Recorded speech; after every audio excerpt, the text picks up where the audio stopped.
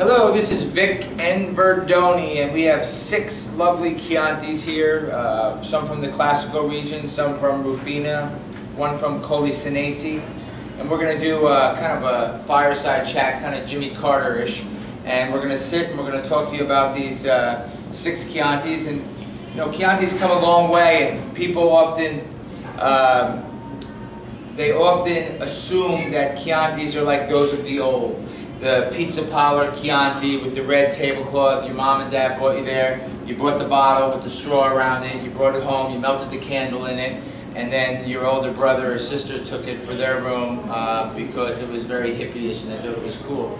But they've really evolved a lot, Chianti, and I think there's a lot of great changes that took place over the last 30 years that have made it a forerunner in the international wine. And for me, there's some great values in Chianti, and we're going to taste a few today.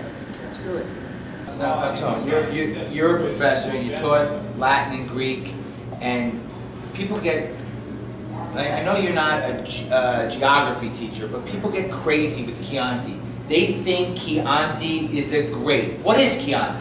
Chianti is a league of different towns that got together. It's a geographic location, but it was a league, a defense league.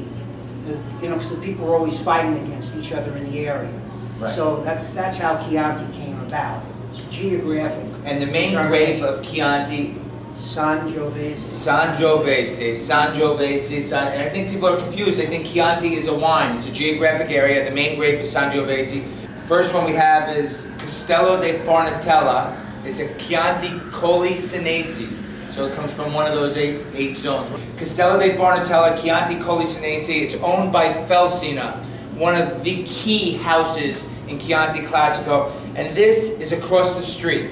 So it's 200 yards away, and it's Colli Senesi. So Classico is probably the most important region. Colli Senesi is a smaller region, and you can get value in Colli Senesi. Not a ton of them in the United States, but if you find a good one by a producer like this, you hit a home run, right? What you have with this is the same winemaker as Felsina.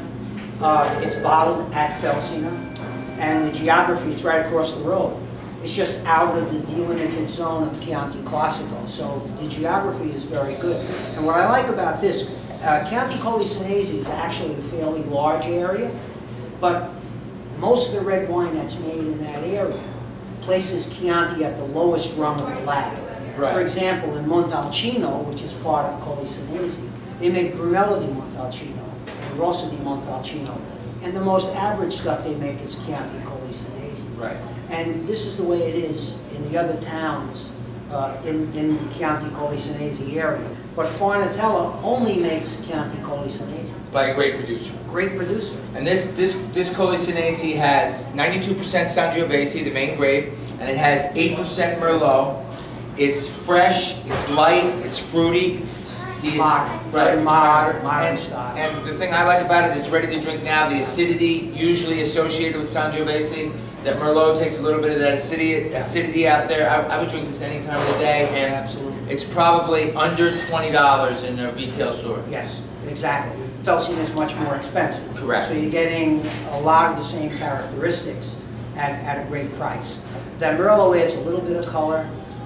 It's mostly ruby with a little bit of purple in there, so it's very nice. It softens the Sangiovese. Price and quality, what do you give this? I'm in the 90s with regard to price, you know, value, and I'm in the high 80s with regard to the quality of the wine. I give a combined number. Tony splits it up. I give a combined number for price and value.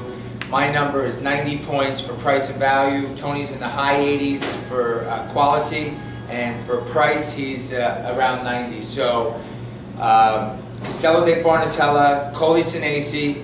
Pick a good one. This is a great one by a great producer. You'll be very happy if you produce that. The next wine, this is a hallmark. Badia di Coltibuono. This is their estate Chianti Classico. So this is from the Chianti Classico region, the most important region in all of Chianti. And you know, certainly the most famous, with many growers. I love the name. Badia Coltibuono means the Abbey of Good Cultivation. It's a perfect name for an agricultural farm.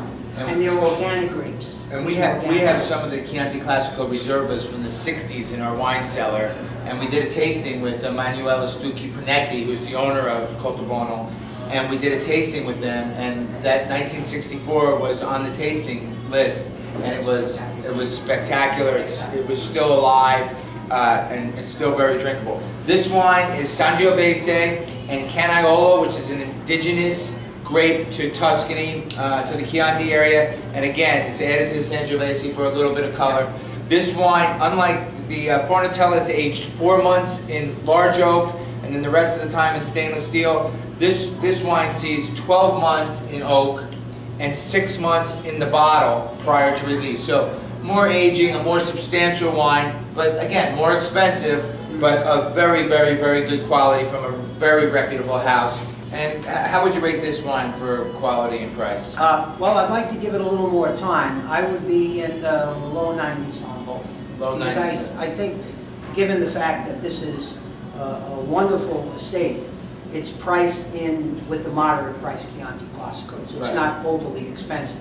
Some of the Reservas can be priced. Right, so this would probably be $25, $26, $27 in the liquor store? Yeah, maybe even a little less. A little less, $22 in that range. So, $22. I like this wine a lot. I like the Badia Coltibuono wines. I love the people that surround it. I love their history and heritage. But here today we're talking about wine. For me, this wine is very good. I give it an 89 on both parts. The Badia Coltibuono Chianti Classico 2008. Our next wine is Bramosia Chianti Classico. It's a 2007, and right away I look at this and I see, you know, the color is much different than the first two. It's a little bit more purple, and this has a lot of Merlot. It has about 10% Merlot with the Sangiovese. Bramosia means to crave something, have a desire for something. It's a very picturesque label. Yeah, the label is fantastic. Yeah, it has Venus and Bacchus and Cupid on the label. So how can you miss with those three? And this is owned by the folks at Banville Jones. This is one of their properties. Yeah, Tolani is the guy that owns it. We're going to be tasting his Chianti Classico Reserva last. You know, when you're tasting these wines, you go usually from a younger vintage to an older vintage, and from a regular Chianti Classico to a Reserva. This is very nice. Yeah, the Bramosia is very nice, and again, this is, for a Chianti Classico, it's very, very reasonably priced. This might be $13 or $14 in a store. Wow, that's great. And for me, for the value of a Chianti Classico 2007, I'm in the 91 point range on this this wine. I don't think it would be a super aging wine. It doesn't have that complexity, but to drink today, I think it's delicious. I think that's probably the philosophy of the winery. You know, similar to the Farnetella, drink it young, enjoy it young. I don't think that this is meant to really be aged for a long period of time. But you could put it down in the cellar for a couple of years. It would be fine. Absolutely. I hope you like our little piece on Chianti. We went, again, quickly, the Colli Senesi. We did 3 Chianti Classicos and 2 from Rufina. They're all very different, and it's really got to please your taste. But what Tony and I would both like to say is there's tremendous value in Chianti if you know what you're buying. You do a little research on Google, online, you find the right wines from a great producer, you go to the liquor store, buy the right vintage, and you're going to be a very happy camper, and your wallet's going to be equally as happy. Yeah, and if you find 06s, 07s, or 08s, they're all going to be very good drinking. You don't have to worry about them deteriorating or being too old and oxidating, because they hold up very well. Okay, thanks for watching us today. It's Vic and Verdoni, a little taste of Chianti for you, and it's not just your pizza parlor wine on that red and white check tablecloth. These are wines that are dense, beautiful, garnet colored, they're age-worthy, and do a little research. Choose one of the ones we told you today, or pick your own. Try it, email us, hit our blog, Facebook, come see us, come talk to us. We want to hear it, right, Tom? We do. La Forza. La Forza.